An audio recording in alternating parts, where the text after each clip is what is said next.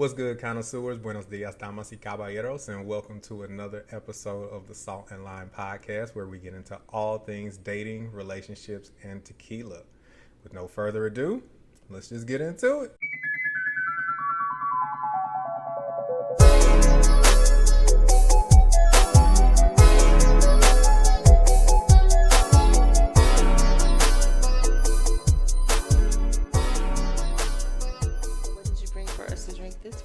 This week it is Mi Familia Flores. My family of flowers? My family flowers, yeah. Oh, my family flowers. Yeah, okay, my family flowers. It'd be kind of weird to be related to flowers. But... I don't know. It depends on which flowers. I wouldn't want to be related to tulips or daisies. Why? They're beautiful. Sunflowers. I'll be related to sunflowers. I can rock with sunflowers. But why you don't like tulips? I don't know. They just look real... Tulipy? Yeah, they look real dainty, real fragile. Yeah. No, I ain't rocking with the fragile. Oh, you need a hard flower? Yeah, I need a hard looking flower. Like sturdy flower. Yeah, like a sunflower. Or give me a rose. Give me something with some girth. Okay, I can see the rose because it has thorns. Yeah, Is that why? And it's got the thorns on it, right? Or like cactus flowers. I rocks with that. You're only saying that because we do the tequila thing. Is that why? Like the Mexican thing? I think cactus flowers are cool. Like, you have this brutal plant that survives out in the middle of the nowhere, and it still manages to flower. I like tulips. What about orchids? Do you think? What are those? I don't even know what orchids look like. I'm gonna be honest with you. I'm not a flower person. I just threw some names out there. But you do know what a tulip look like because you don't like it, right? Yeah, I do know what tulips look like, and daisies. I ain't rocking with neither one of them. I don't like daisies. They look real fragile. I just think of pushing up daisies when I think daisies. Yeah, remind me of death. I need something lively. Well, you need a sturdy flower. Yeah, like something sturdy and a little dangerous. Sunflowers aren't dangerous. No, but they are sturdy. They are sturdy. Sunflower stalks, you can. Yeah, you can beat a person. Sunflowers. Oh my God, here we go. You gonna pour some first? I'm gonna pour some first. I like how the bottle's made. Do you need me to bring it closer? That's yes, but it's too late okay. now. Yeah, that's enough for like 5 episodes. We'll get through it. Okay. We'll get through it together. That's a lot of tequila. Okay. Yeah, I like the bottles that have the extra shot at the top. You just feel like you're getting something for free? I just feel like it's a good gesture from the tequila makers. Like, we know it just feels like that because trust you paid for it. Yeah, but it feels like, it feels like kind of like no shipping. We know you finished off a whole bottle of tequila, but go ahead and keep the party going. I get that. Kind of like when I'm shopping online and there's no shipping. Yeah, right. But I know you charge me for shipping. Right. But if you had separated that out, I'd just trash the whole cart. I'm not buying nothing. Exactly. Yeah. I'm not paying for this product and shipping separately. Like, right. Yeah, you gotta. So this cap is like them in together. The shipping is included. Right. This is a free 2-day shipping. That's what this top is. 2 days. So now is that top 1 shot or 2? I don't know. It looks like 2. It does look like 2. It looks like a good 2 ounces, but it's probably 1 for me. I don't know. Well, let's try this añejo and see what it's about. You ready? Yeah. Okay. Salud. Okay. No burn. A little bit of tingle though. Yeah. It's right in sweet. The chest area. Right in the chest. Mm-hmm. It goes down warm. I taste caramel. And cinnamon. I didn't identify what that was. So it's caramel. There's cinnamon. A little bit of oak, but not too much. No.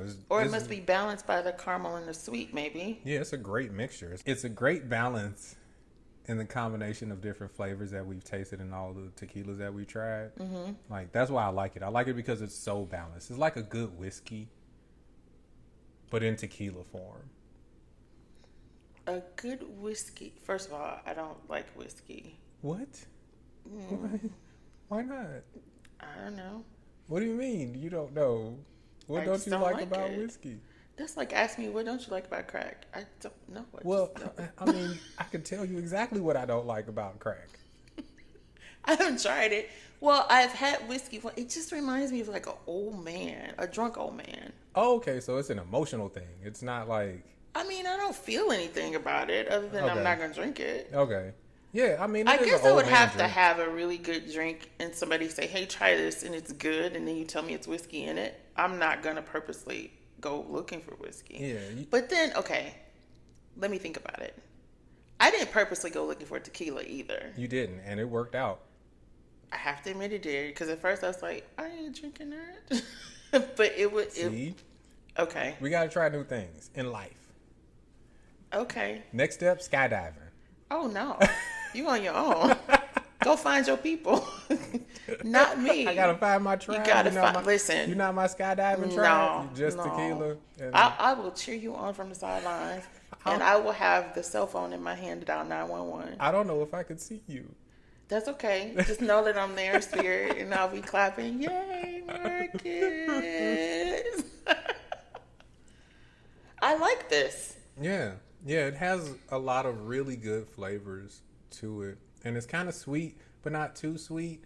And it's really balanced. It's a good balance of everything.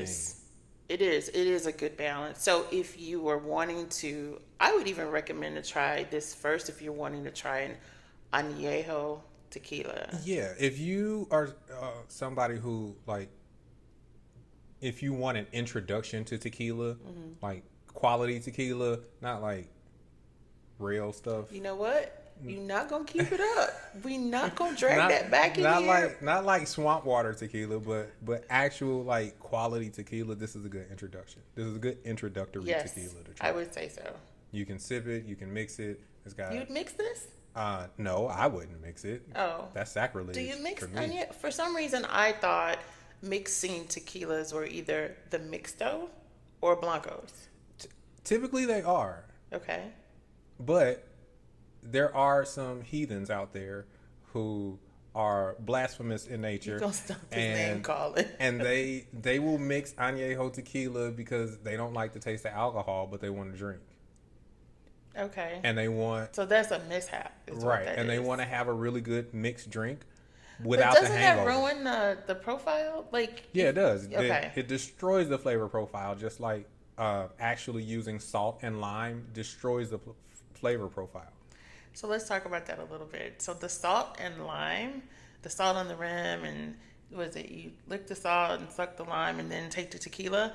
That's not an authentic thing. No, it's not a thing in Mexico. They just drink better tequila. Yeah, so it was originally done to mask the taste of really bad tequila. But for the most part, they don't do that in Mexico. Not at all. So that was surprising to learn. Not at all. They just drink better tequila. So that's like a whole disconnect there. Oh, yeah. Cultural disconnect. There's so much cultural disconnect between Mexican culture and the U.S., like what we assume Mexican culture is, and then actual Mexican culture. Like if you go to a Mexican restaurant in Mexico, you're probably going to be upset because they're not going to have any of your Tex-Mex favorites on the menu. Oh, yeah. I had a whole mishap. Didn't understand that a burrito is like the size of your head and not like the size from Taco Bell. Yeah. Yeah. Yeah, a burrito is a huge tortilla, and they just throw all kinds of delicious things in there. And crunchy tacos do not exist unless you are eating like flautas. Flautas are deep fried. But they don't have stuff on them. Taquitos are deep fried. Oh. I mean, you can they're like for dipping. Got it. They're like French fries, honestly, like taco French fries. Taco French fries. They're the best. Like, they're the best. You can dip them in sour cream and salsa and guacamole, and it's delicious. You're making me hungry. Yeah, there are no crunchy tacos out there. They have tostadas. Yeah. But that's flat. It's not a taco. It's a flat fried tortilla with a bunch of stuff on it. But yeah, there you look at the Taco Bell menu. Yeah, gorditas and chalupas and crunch wraps, and you go to a Tex-Mex restaurant. None of that stuff is on the menu in Mexico. So that's just a huge cultural disconnect. Speaking of disconnect, that brings us to our topic today, and we are talking about emotional distance in romantic relationships. Oh, okay. I'm an expert in that. You're an expert. Yeah. Of receiving emotional distance or giving emotional distance? Both. I can provide whatever you need. Oh my gosh. So before we get into it, let's talk about what it is. It's like being in the same room with your partner even though you're physically there, it feels like they're miles away. Like I'm right here, but I'm not right here. There's the lack of closeness. And it kind of happens gradually. Like there's less vulnerability, conversation becomes extremely hard, and you don't know why that happened or why that seeped in. And you have to catch it and do something about it before it's like a thing of non-return. Yeah. You know? Yeah, it's nothing like, I mean, it sucks to be in a relationship with somebody who is present but not there. Not present. Yeah. Like, they're in the room, but they're not engaging. Or on their phone. Yeah, they're playing a just game. kind of detached with like no attention. Yeah, especially in the like physical touch arena. That's your lane, right? Yeah, that's my lane. Like for real, I don't even see the point in being in a committed relationship if there's no physical touch. Because otherwise, I can just hang out with my friends. Okay. But in regards to emotional distance, it's that thing that just kind of creeps into relationships. I don't think anybody sets out to say, you know what, I'm just going to be emotionally distant from you today. For me, I noticed it big time after our son was born. Oh, yeah. Because the routine is upset. You got this stranger in your house that needs you for everything. Yeah. All the conversation has shifted to the baby and the baby's needs and what that means for us. And even though like we're together and we're caring for him, it's still different. Yeah, your relationship is different because it's not about you two anymore. Now it's about this person, and y'all got to figure out how you two work around this person because that's the most important thing. Yeah. And you have an idea of what you're going to do, but it ain't... It's not the same as when you actually bring them home. Yeah, little parasites don't stop being parasites after they've left your body. They continue to be parasites on your life and your relationship until they're about 30. 30? 30. No, we in 2025 now. I know, but they're not Kids don't grow up fast anymore. You get so listen. I think once they start going to school, it's not as bad as the newborn stage. No, it's not as bad. Because now you can do things for yourself. You can go to the bathroom by yourself. You can wash your hands. You can make some things for yourself. But what happened in particular was everything is about the baby. So the relationship got crowded out like really fast. Mm-hmm. I didn't see it at first. But I will tell you this funny story. My husband didn't know how to articulate it because, I don't want to make it seem like I'm competing with a baby, right? I would compete with a baby. So I'm standing there. Like directly. I'm making the bottle, right? Because for whatever reason, he was just finicky. And I remember having the baby in this arm, and I'm shaking the bottle in this one. And my husband comes up from behind me and literally sticks his head up under my arm. Yeah. Like I have screaming baby here. Mm-hmm. And my husband pokes his head under my arm. I'm shaking a bottle, mind you. Mm-hmm. So I've got baby, husband, bottle. I'm already a wreck because this boy didn't sleep. Right. And so, he did it so innocent, and he's looking like this is a normal thing for you to do. I was like, do you need my attention? And he just kind of said, yeah. I was like, okay, let me handle this one because it's not like I can have a conversation with him.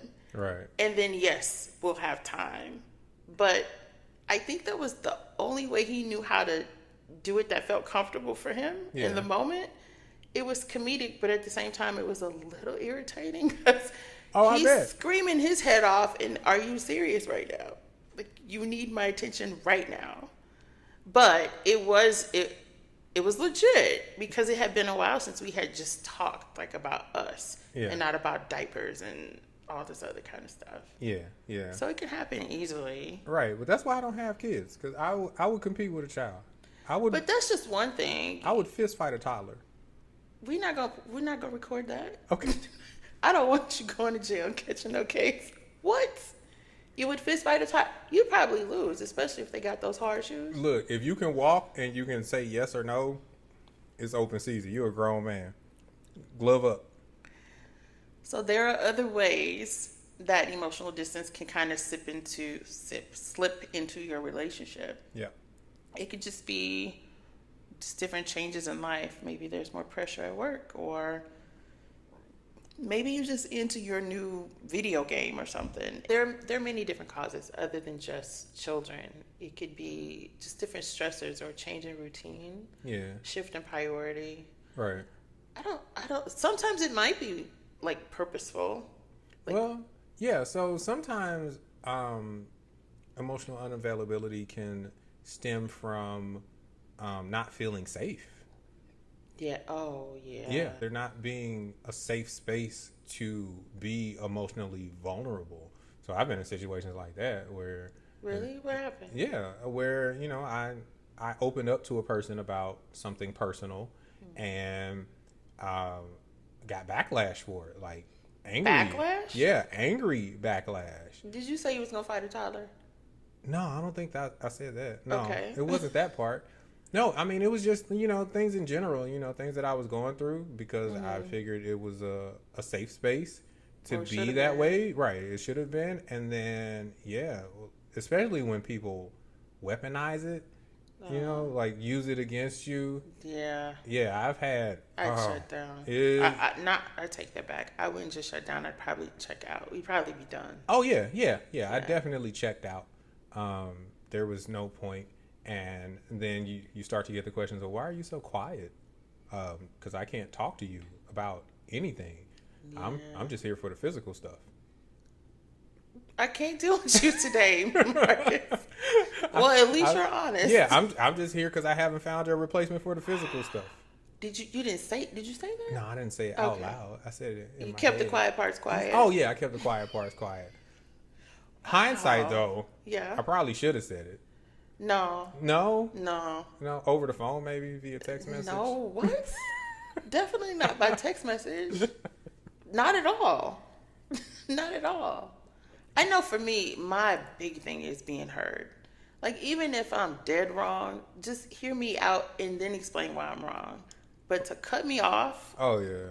Or to shut me down or think you know where I'm going in a conversation, like repeatedly, I'll just end up not saying much. Yeah, so that's something that I had to work on because I work in IT.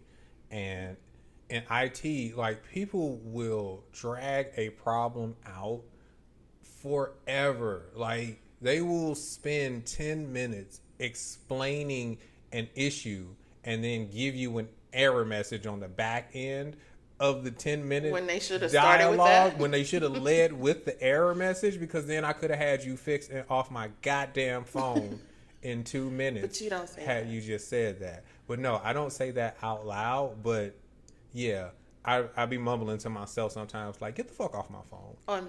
On mute, hopefully.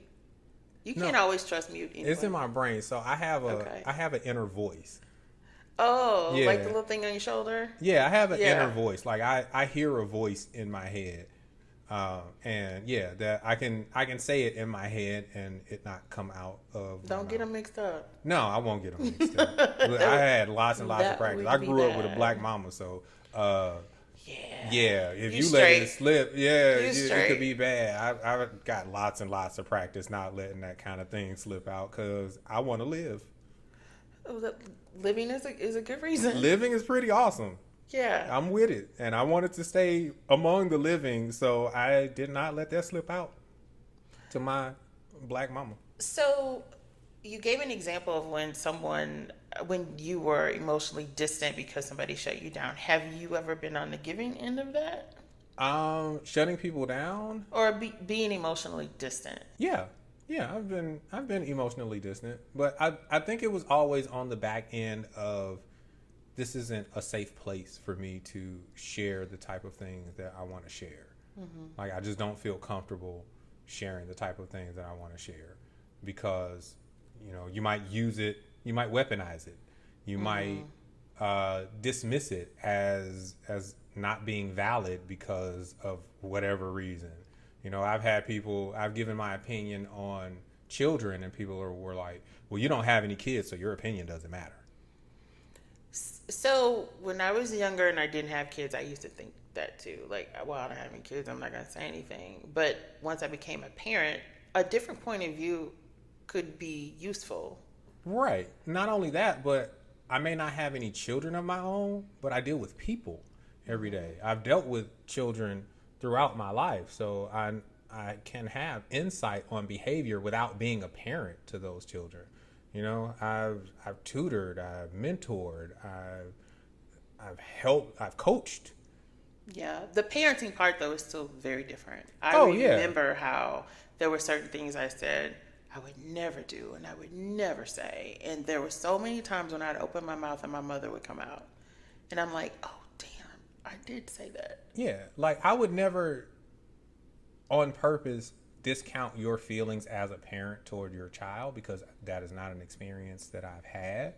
So if you are saying like, as a parent, I feel like this, then, you know, I don't have any insight but to just listen to your perspective. But if we're just talking about behaviors, people behaviors, and what could be done to, you know, help those behaviors, then yeah, I can offer some opinion on that, because I deal with people every day. Like, I just deal with the public. I deal with college kids. Oh. Every day. Bless you. Yes. Yes. So the emotional distancing piece, so when it creeps in like that, you kind of have to get in and address it and do the thing that's not so sexy, which is schedule time to actually check in on a regular basis, because I think that's sexy. To schedule time? Oh, when it pops up on my calendar. Not like physical time. No, I necessarily. mean, yeah, I mean, just like, okay. Yeah, just organization is sexy.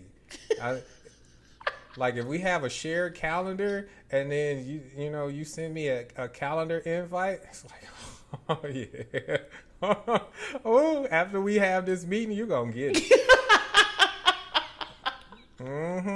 That is hilarious. From 1 to 2, we gonna be about Outlook business. didn't know that was one of the benefits, I'm sure. But 2 to 2:30, maybe 2:45.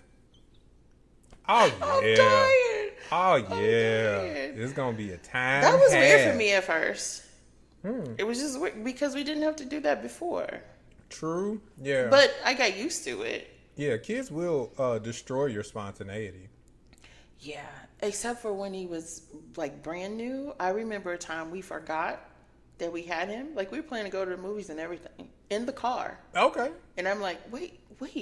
The baby is still in the house. Like, oh yeah, we got a kid. We have a kid. Kid you not. That's why them warnings used to come on TV late at night. Like, it's 10 o'clock. Do you know where your children are? Because like, I knew I had a baby, but he had been sleeping, right, which was rare. Yeah. And the both of us straight up just forgot. I mean, it's easy to forget. Sleep deprivation to do that to you. Man, listen, I thought I was the only one in the world not getting any sleep. Nah, sleep deprivation. And I just, after that, I didn't want to talk. It's like I have been touched and pawed, and I've been listening and crying like all day, and I've been talking. I don't want to talk, and that wasn't fair to him. But no, I didn't want. I just really didn't want to talk. Yeah. So that's when the scheduling came in. When it's like, okay, apart from this, I need a transition period, right, so that I can wrap my mind around what's happening and be able to prepare to seriously to connect on an emotional level after being emotionally drained. So there's this show on Apple TV Plus called Severed, where it's a horror. What? Is it a horror show? Severed, like an arm? No, it's actually a kind of a comedic thriller in a way. Oh, yeah. Okay. There's a comedic thriller.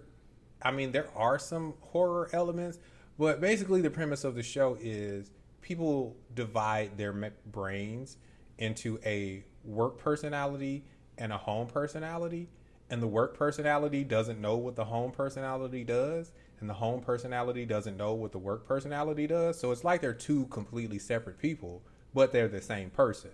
That would have been useful during like the early stages of child rearing, like the mom separation, and then there's the wife separation, and then the work separation. Can I get 4, or is it just 2? So there is an element of that in there. So okay. yeah, it's a really good show to watch. I could do that. Do you get different energy levels with these separations too? Maybe not different energy levels, but but the personalities are very, very different. Like as you watch the show and you see the people interact at work versus their home life. But I said that to say this: I think that I'm severed because when I go to work, what happens at work stays at work. Like Okay. I wouldn't. I made it a point in my relationships. No matter what happens at work, when I get home, I am the person that I am at home. Nothing at work will ever affect. Nothing in my outside life. Nothing with my family. Nothing with my job.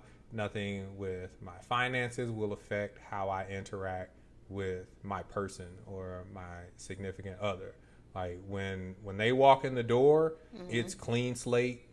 All of the problems that we address are going to be problems that we address between us and not with the world. Okay. We can conquer that other stuff later. We can have a conversation about it, but That was gonna be my question. Do you just like never talk about it, especially if no. it's something big and heavy that's affecting you? Yeah, Do you, I mean we can talk about that stuff when there's time for it, but it's not a situation where if I have an absolutely shitty day, you I don't want to bring come my home, but shitty yeah. day home. No, when I come home from work after a shitty day, soon as I walk in that door and I see my significant other, it's just us. But So what if she notices? Because you know women can pick up on changes, and you may not even said anything. It could just be the way you walked in the door, or how you looked, or just your routine. If she asks, oh "You seem a yeah, little off. What happened today at work?" Is that different, or are you just not talking about it? no, if she asks, then I'll tell her. But it won't be directed. It won't be anything directed at her. It would just be, I've had a long day, and you noticed, so So let's unpack it. yeah, let's Yeah. go ahead and unpack it. But otherwise, yeah, it would never be directed at my significant other. Yeah. So there are also times that it could show up in just not sharing. Like we're sharing the same space, but like mentally you're not sharing yourself. Or emotionally it's just we're just walking through life doing the routine and Yeah. not connecting at all. Right. Yeah. So Yeah, I've been there. you've been there? I've been there Okay. a few times. A few times? Okay. On the receiving end, giving, on both? on the receiving end. So it's mostly because there was something going on in their lives, and because of that, they changed.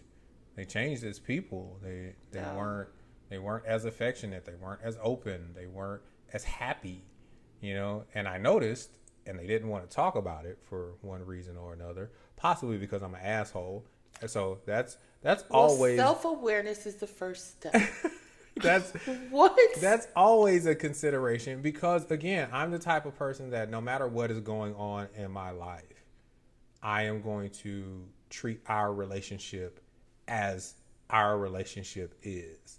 So Let's revisit this whole asshole comment because I was a little shocked that you said that like that. So, do you know at the time that you're doing it, or is this a reflective thing? no, this is a reflective thing. At the Okay. time, like I'm just like I don't understand why it has to change your behavior and your interactions with me. Okay, so what is the thing that's changing? Anything at all. Like I don't understand why it has to change your attitude and your interactions towards me. Sometimes you may just be collateral damage. Right, and I don't like that. So I'm thinking specifically if things are really, really heavy. Like the one time my kid was hospitalized, I was probably a jerk to everybody because we're trying to figure out what's wrong with him. And then there are other people who have needs from me, and right now most of my energy is flowing a different direction. Yeah. So I'm not showing up like I normally would, and probably not as kind. Probably more disconnected than before. But I'll always circle back if I know that that's how I've been. to try to see like how damaging was that at the time. Yeah. Or if I try not to say nothing out of pocket, especially if I know I'm not myself. But something like that, that's going to change me in almost every area. Yeah. Yeah. And if that's the case, you know, I can understand a person saying, hey, I'm going through this, and I just need you to take a step back until I'm done going through this. And I had to learn how to say just that. Yeah, and then we can visit this. But people that I've dealt with had a habit of not expressing what was going on and just being an asshole in general. And then I got to be a bigger asshole because I can't be out assholed. They go low and you going to hell. Look, I can't be out assholed. Like that's just who I am. If you got 225 on the bench, damn it, I'm putting 235. You just gonna die to prove a point. Whatever. I will be carried on my shield. Oh my gosh, I'm trying to think if I ever done that. I'm either coming home with my shield or on it. That's just how I operate. That reminds me of the episode with Martin. Was it Martin and Tommy or Martin and Cole when they were exercising? And they both everybody's trying to kill themselves just to one up the next person. Oh yeah, I don't know. So is that what's going on? I don't know. Maybe that's just what it is. But I'm not gonna be out asshole because I'm top tier. You're top tier, like top shelf. Yeah, I'm top tier. Premier. Look, my sarcasm is top notch. Yeah, your sarcasm is up there. I can dig. I can dig. Gosh. Your sarcasm to my pettiness, that's a dangerous combination there, right there. I know the other thing for me, I had to think, like, when I've been emotionally distant, if I don't feel well, like, if I'm in pain, the last thing I want to do is talk. And the other last thing I want to do is hear you talk. Like, I just want to be, I had to explain this because when something is wrong in the house, whether it's with me or it was with our son, my husband likes to show up and be close and rub your back and like be up under me. And I maybe I'm different. I need quiet and I need space. And he'll constantly, do you need anything? Like he's checking in, which is good, except that I don't like it. Yeah. So I like that you're checking in on me, but I don't like all the questions because I'm trying to concentrate on how not to concentrate on the pain. So what about other like distractions and stuff, like technology and games and whatnot? Like what do you think is the difference in like somebody coming home from work, maybe they want to decompress with the game versus connecting in with their SO? Is there a balance? I think those people should just be single. Oh. Like for real, if you can't come home and your significant other be a place of peace, a place where you can relax, a place where you can unwind. If you have to go to a video game or to some online thing, then yeah, just don't be with that significant other because you're not doing anybody any favors. You're not doing yourself any favors by having that person around just to be neglected because they're not going to react to that very well. You're not doing them any favors just to be around to be ignored for a video game or whatever. So yeah, if you can't come home and want to spend time with your significant other, and then maybe if your significant other goes off and has something that they have to do, then you can get on the game, then just be single.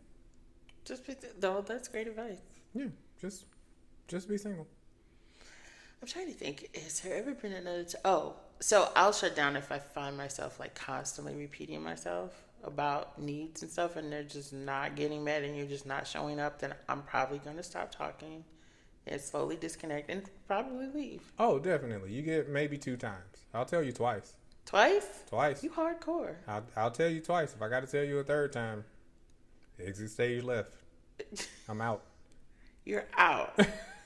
So sometimes it's not always, like the relationship isn't always dead because of emotional distancing. Sometimes it just falls asleep. It needs to be recharged. How do you know when it's that versus I'm out, stage right? Or is it stage left? I don't know. I've never had that experience. You just always leave? I'm out.